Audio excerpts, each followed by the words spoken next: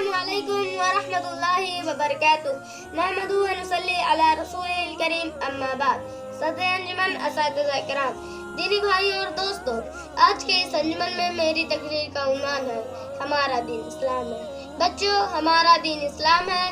اللہ تعالیٰ کے فرمان کو ماننا، اس کے نبی اور رسول کی اطاعت کرنا، اللہ کے ساتھ کسی کو ساجی نہ بنانا ہی اسلام کہلاتا ہے۔ اللہ تعالیٰ کے نزدیک سب سے بہترین دین اسلام ہے اور یہ بہت ہی آسان دین ہے۔